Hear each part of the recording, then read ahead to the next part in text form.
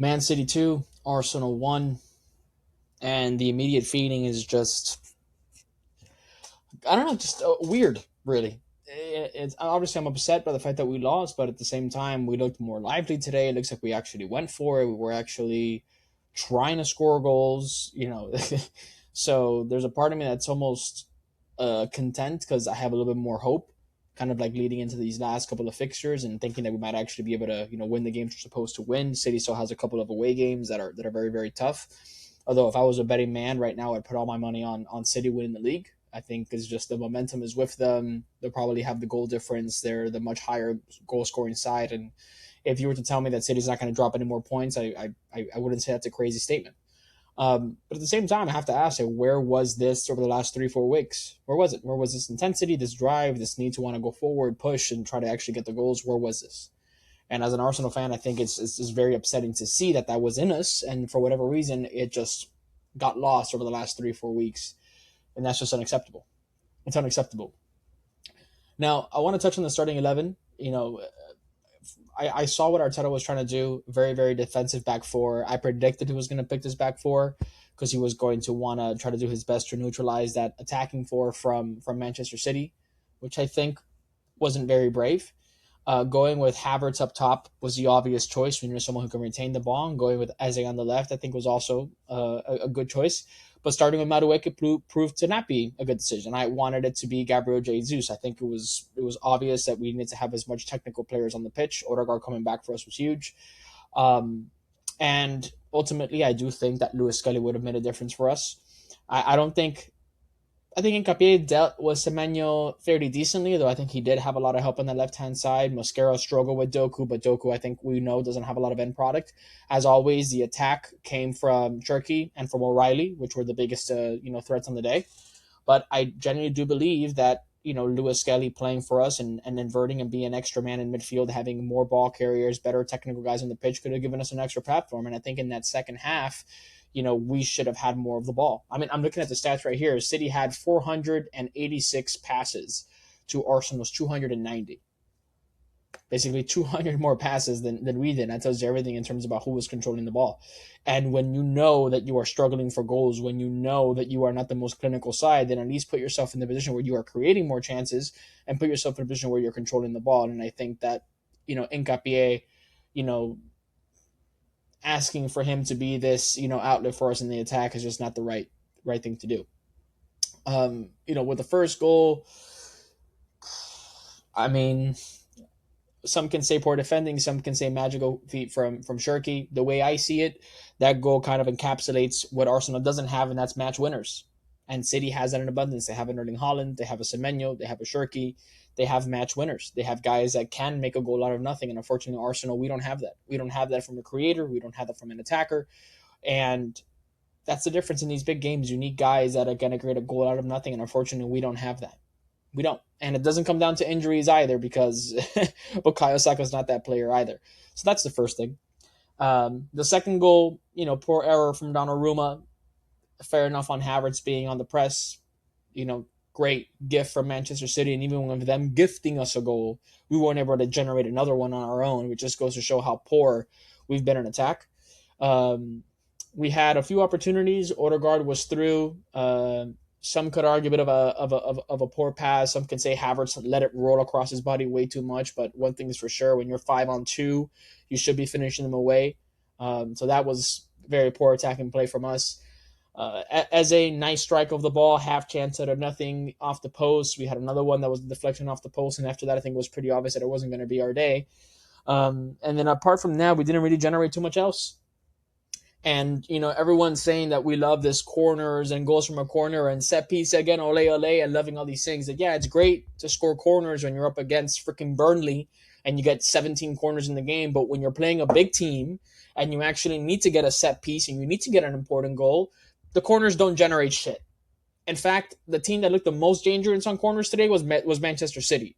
So this over-reliance that we've had on corners for the first 6 months of the season and our entire fan base sort of papering over the cracks and saying set piece again, ole, ole, and laughing on it and ignoring the style of play and ignoring the fact that we couldn't generate anything from play and saying that the only reason why teams criticize us because they're jealous. No, it's because it's not sustainable. And if it truly was sustainable, then you would actually score a corner in a big game when you need it. But unfortunately, we didn't do that. We didn't do it. And of course, then the third goal, similar sight. O'Reilly tucks into the middle of the park. We're pressing high. Donnarumma launches one forward, and it pretty much free in the middle of the park, runs 40, 50 yards up the pitch, cut back goal,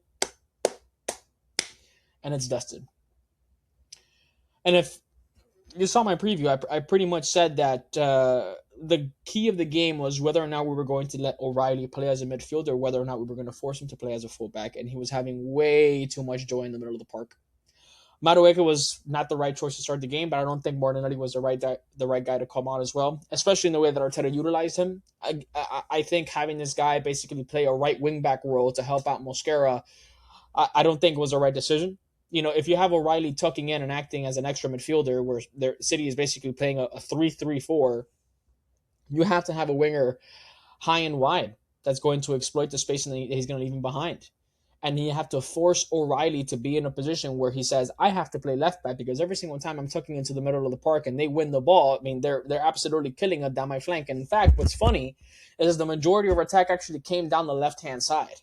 It makes that make sense. We have a left back inverting into midfield, and yet somehow we're attacking the right side of the pitch more than we're attacking his side. We should have been targeting that as much so that we can outnumber Man City in the midfield and actually control the game there. But we didn't do so. Martinelli was basically used as a right wing back. I don't think he had a great game when he came on.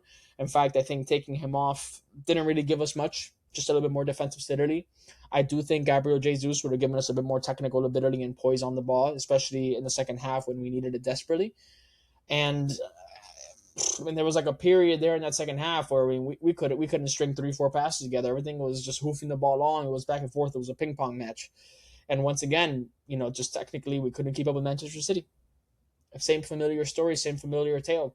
And it comes down once again to squad building. I mean, listen, guys, we can talk about tactics and this all day, but at the end of the day, football is not as complicated as people want to make it seem. You have to look at a team. You have to look at what their strengths and weaknesses are, and then you have to ask yourself, does this particular signing make sense?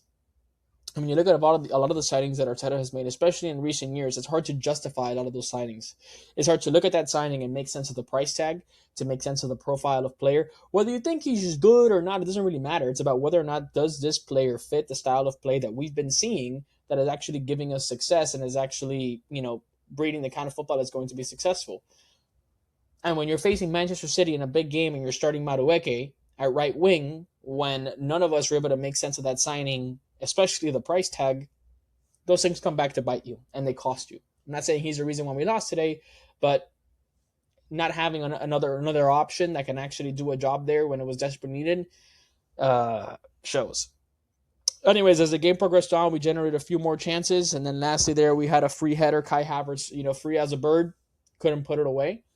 And that's the tale of Kai Havertz, and that's the tale of the number 9 position at Arsenal. I think Kai, if anything, showed this game two things that are almost contradictory. It's kind of paradoxical in a way. He showed that he should be starting over Victor Gyökeres for these last 5 fixtures. I think that's obvious now, and if you don't see that, then my God, go watch golf or something.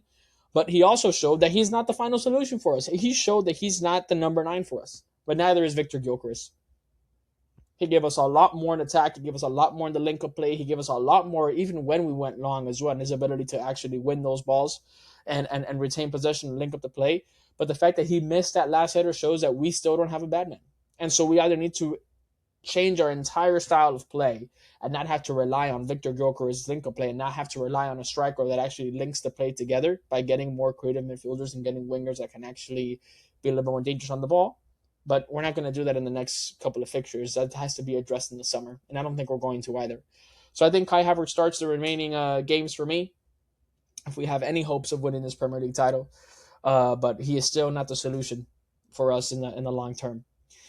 As we look forward, I just have to say that, you know, I'm not as downtrodden and as upset as I thought I was going to be because, again, I saw something today that gave me a little bit more hope. I think if this team that showed up today is a team that shows up for all 5 of our remaining fixtures, we should be in a good position. As we look at the final run-in, I think Arsenal has a few tough games. I think the ones that I'm worried about more than anything are West Ham away. Although we have Newcastle at home next, we have Fulham at home, West Ham away, Burnley at home, and Crystal Palace away on the final day of the season. Although they should be pretty much on the beach by the time we go over there. I think if we can get past Arsenal and Fulham in good spirits, then West Ham probably be our trickiest game, and if we can get through that one, then we're in good shape. Of course, City needs to win their game in hand. Crystal Palace still needs to be rescheduled. It's probably going to be sandwiched between two tough fixtures, and they still have to go away to Everton and Bournemouth, two fixtures that I'm looking at as potential, slips for them. And whether or not they're going to slip it up anymore, I'm not sure, but I'm hoping they will. One thing I would say though, that is that if we can at least bring this level of performance and intensity for the remaining of our fixtures, we'll give ourselves a fighting chance. But you can win and lose a Premier League title so quickly, and one can make the argument that we lost our Premier League title and rather our whole entire season went to shit in these last 3 weeks alone. And that's the unfortunate reality. But we shall soon see, how things are going to develop. Yeah, gutting, disappointing, not surprised, but showed something today that still gives me a little bit of hope that we might still be able to do something. We shall see. Thanks.